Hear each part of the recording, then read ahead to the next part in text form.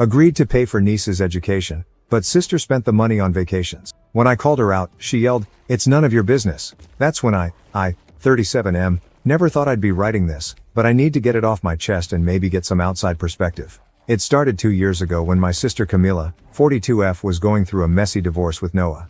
My niece Lucia, 17F, was caught in the middle of it all, and watching her try to keep her grades up while her parents fought over everything broke my heart. One night, Lucia called me crying because she'd overheard her parents arguing about not being able to afford her college fund anymore. She's always been a straight A student, president of the science club, and has dreamed of becoming a doctor since she was little. The thought of her not being able to pursue that because of her parents' issues didn't sit right with me. My wife Vivian and I are comfortable financially, and we don't have kids of our own. We talked it over and decided to set up an education fund for Lucia. When I told Camila about it, she broke down crying, hugging me and saying I was saving their future. We set up a dedicated account where I'd deposit $2,000 monthly. The agreement was simple. The money was strictly for Lucia's education. Everything seemed fine for the first year and a half. Lucia would send me updates about her college research, scholarship applications, and her excitement about potentially getting into her dream schools. But about 6 months ago, I started noticing something odd. Camila began posting pictures of herself at expensive resorts. At first, I didn't think much of it. Maybe she was treating herself after the divorce. Then came the new car. When family members commented on it, she'd say things like, "I'm just better at budgeting now," or "I picked up some extra work." I still didn't want to jump to conclusions. Last month, Lucia mentioned she was worried because she hadn't received her acceptance package from her top choice school. She'd been accepted early decision, but they needed the first semester's payment to finalize everything. When she told me this, something felt off. According to my calculations, there should have been more than enough in the account to cover it.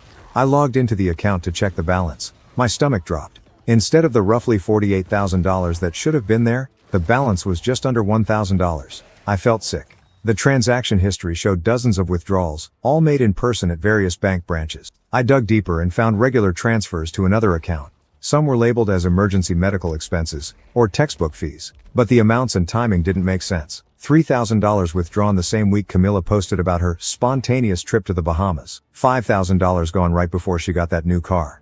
Yesterday, I received a text from Lucia asking if we could talk about her tuition payment. She mentioned that her mom had been acting strange whenever she brought up college lately, changing the subject or getting irritated. That's when everything clicked. I haven't confronted Camila yet.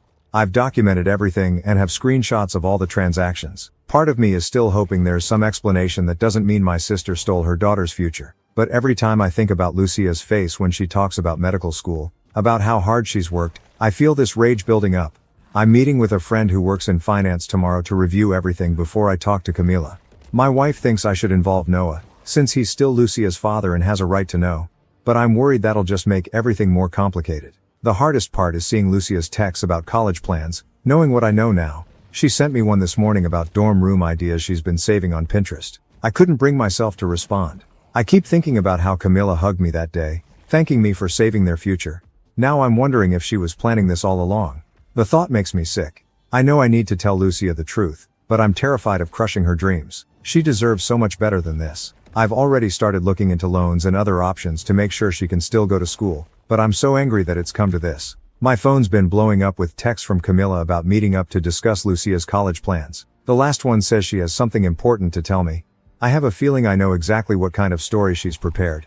I'm meeting with them both tomorrow. I haven't decided yet if I'm going to let Camila try to explain first, or if I should just lay out everything I've found. Either way, I know tomorrow is going to change everything. Update 1. I honestly didn't expect my last post to blow up like it did. Thank you for all the support and advice. A lot has happened in the last 24 hours, and I need to process it all. I met with my friend Oliver yesterday morning before the confrontation. He went through all the bank statements with me, and it was worse than I initially thought. The emergency withdrawals started small, a few hundred here and there. Then they grew larger and more frequent. Oliver pointed out a pattern. The withdrawals usually happened right before Camilla's social media posts about her self-care trips and shopping sprees. The total amount missing came to $47,236. Nearly 2 years of deposits, gone. Oliver suggested I file a police report, but I wanted to talk to Camila first. Maybe there was something I was missing. Maybe she had moved the money to a different account for better interest rates. I knew I was grasping at straws, but this was my sister. I asked Camila to meet me at our usual coffee shop, the one where we used to meet every Sunday before her divorce. I got there early and watched her pull up in her new car, the one that apparently cost my niece's first semester of college. She walked in smiling, ordered her fancy latte and sat down like it was just another normal day. "So what's this about Lucia's college fund?" she asked, stirring her coffee. "I've been meaning to talk to you about that. Things are a bit tight right now, and I was hoping." I placed the bank statements on the table. Her sentence trailed off as her eyes fixed on the papers. The color drained from her face, but only for a moment. Then something changed in her expression. "Are you spying on my accounts?" she snapped, pushing the statements away. "That's private information." "Private? This is Lucia's education fund. The one I set up. The one you've been stealing from." "Stealing?" She laughed, but it was harsh. "I'm her mother. That money was for her future. I'm taking care of her future. By spending it on vacations, a new car. Explain to me how that helps Lucia's future." That's when she exploded. "You have no idea what it's like. Do you know how hard it's been since Noah left? Lucia needs a stable home, a mother who isn't breaking down. Those vacations were mental health breaks so I could be there for her." I kept my voice low, aware of people starting to look our way. "The agreement was for education expenses only. Lucia's been accepted to her dream school, and now there's no money for tuition. It's none of your business how I spend that money. You're just trying to control me like everyone else, like Noah did. This isn't about you, Camila, it's about Lucia's future. She's been working toward this her whole life." Her next words stopped me cold. Well, maybe she needs to learn that life isn't fair. Maybe working for a few years before college would teach her some responsibility. I stood up. "Lucia is more responsible at 17 than you're being right now at 42. I'm going to tell her everything." "You can't." Camila grabbed my arm. "She'll hate me. I'm her mother." "You should have thought about that before you spent her future." What happened next was surreal. Camila started crying, loudly, drawing attention from everyone in the coffee shop. She switched between begging me not to tell Lucia and threatening to sue me for harassment and emotional distress. I left her there and drove straight to Lucia's school. I couldn't let her hear this from anyone else. She was in the library during her free period, working on scholarship application. When I told her everything, she just sat there, completely still, staring at her laptop screen where her college's website was open. Finally, she asked, "Can I stay with you and Aunt Vivian for a while?" I didn't hesitate.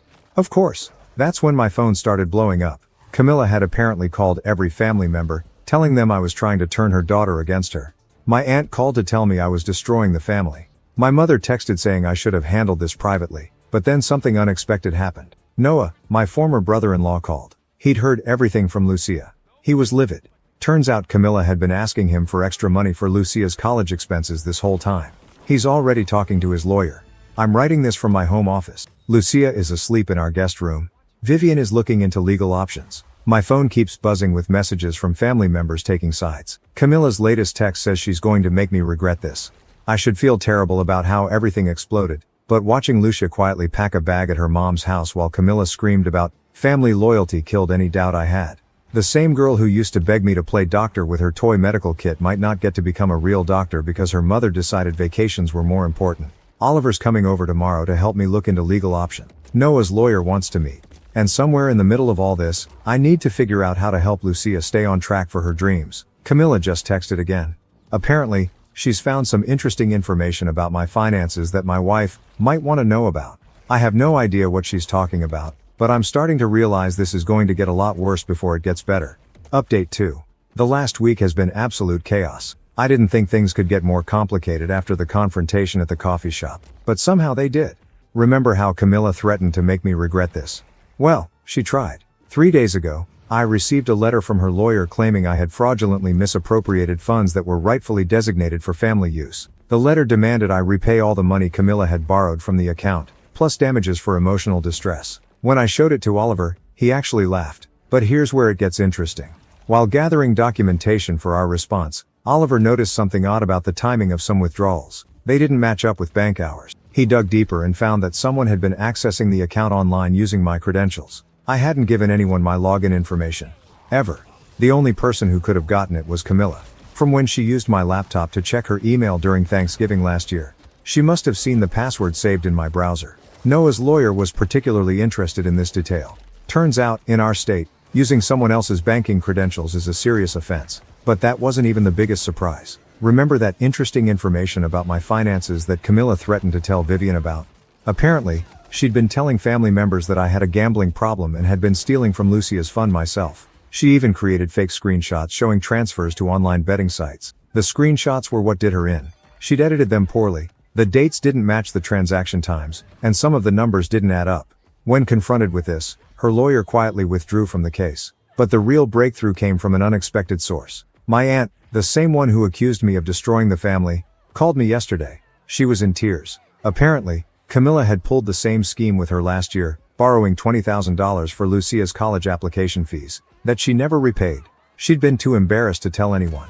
This opened the floodgates. 2 more relatives came forward with similar stories. One had given her $15,000 for Lucia's medical insurance. Another had co-signed a loan that Camilla claimed was for advanced placement courses. Lucia has been handling all this with remarkable strength. She's still staying with us, focusing on her studies. Yesterday, she found her old piggy bank in her room at Camilla's house, the one where she'd been saving her babysitting money for medical school supplies since she was 14. Empty.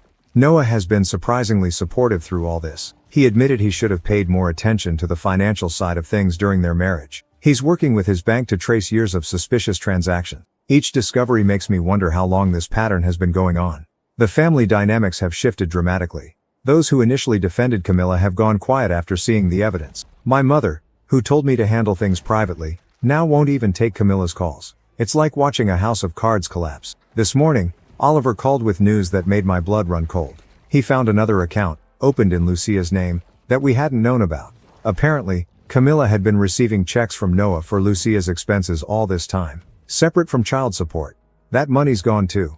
Camilla's response to all this: she checked herself into a wellness retreat, claiming the stress of being attacked by her family was affecting her health. She posted a long Facebook status about toxic family members and learning to prioritize self-care. The comments section is a battleground. We have a meeting with the district attorney tomorrow. Noah's lawyer thinks this goes beyond civil court now. The amount of money involved, the identity theft, the pattern of fraud, it's serious. Part of me still struggles with the idea of my sister facing legal consequences. But then I look at Lucia working on scholarship applications at our dining room table, and I know this has to stop. Vivian found some old videos last night. Lucia at 12, playing hospital with her stuffed animals, wearing a toy stethoscope I got her for Christmas. She was already talking about medical school then. We're not letting that dream die. I just got a text from an unknown number. It's a screenshot of more bank statements, with a message: would be a shame if everyone knew where the money really went.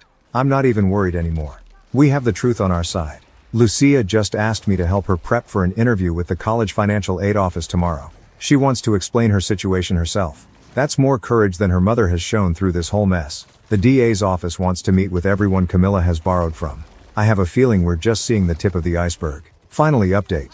It's been 6 months since my last post, and I've been waiting to share this update until everything was fully settled. What happened wasn't just justice. It was karma at its finest. Remember those mysterious bank statements Camilla threatened to expose? Turns out, she had been running similar schemes with multiple family members for years. The DA's investigation revealed she had taken over $180,000 from various relatives, always using her children's education as the excuse. But here's where it gets interesting. She had been keeping detailed records of everything, thinking it would somehow protect her. Those records became her downfall. She had documented every lie, every manipulation, even keeping notes about which emotional triggers worked best on different family members. The notebook she kept read like a con artist's playbook. When the DA's office saw it, they couldn't believe she had essentially documented her own crimes. But the real satisfaction came from something else entirely. Remember Noah's lawyer looking into their old finances? They discovered Camilla had hidden money during their divorce. A lot of money. She had been transferring funds to a secret account for years before they split. The judge wasn't happy about that. The court reopened their divorce settlement. Noah was awarded full custody of their younger son, who had been living with Camilla, and she was ordered to pay back not only the hidden assets but also punitive damages. The look on her face when the judge announced the decision, I'll never forget it. Lucia moved in with us permanently. The college's financial aid office was surprisingly understanding about the situation, especially after several other parents wrote letters supporting her case. They offered her a combination of grants and scholarships that covered most of her tuition. She started pre-med this fall. But here's the sweetest part. Remember that wellness retreat Camilla escaped to?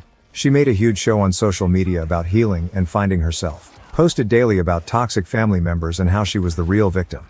Well, she had been funding her stay there with a credit card she opened in Lucia's name. The credit card company's fraud department got involved, and that opened a whole new investigation. The DA found evidence that she had been committing identity theft against both her children since they were minors. She had opened multiple credit cards, taken out loans, even leased a car using their information. All those luxury purchases she flaunted on social media, built on a foundation of stealing from her own kids. Last month, Camilla was sentenced. She's facing 3 years in prison, followed by 5 years of probation. She's also required to pay restitution to everyone she defrauded, including both her children. The judge made a point of scheduling her monthly restitution payments to match the amount she spent on her last vacation to the Bahamas. The family's reaction was priceless. Those who initially defended her are now mortified as their own stories of being conned come to light. My mother, who initially told me to handle things privately, was instrumental in gathering evidence from other family members. Turns out, Camilla had borrowed $35,000 from her for my gambling problem, a problem that never existed. Yesterday, Lucia got her first semester grades, straight A's. She hung them on our fridge, right next to her work schedule from the research lab where she's interning. The same day, we received notice that Camilla's appeals were denied. She tried claiming she had a shopping addiction and needed treatment, not punishment. The judge wasn't impressed. The karma didn't stop there. Remember that dirt she claimed to have on me? She tried selling a story to local news outlets about financial misconduct at my company. The investigation that followed revealed she had been embezzling from her own workplace for years. Her former employer is now pressing charges. Oliver helped us set up a new education trust for Lucia, this time with ironclad protection. The family members Camilla defrauded have been contributing what they can to help rebuild her future. Even those who can't afford to contribute financially have been sending care packages, textbooks, and words of encouragement. Camilla's social media has gone dark, but not before she made one final post accusing me of orchestrating a vast conspiracy against her. The comments section was flooded with people sharing their own stories of her schemes. She deleted her accounts the next day. This morning, Lucia showed me her application essay for a prestigious summer medical program. She wrote about resilience and learning that sometimes the hardest lessons come from those closest to you. She got accepted with a full scholarship.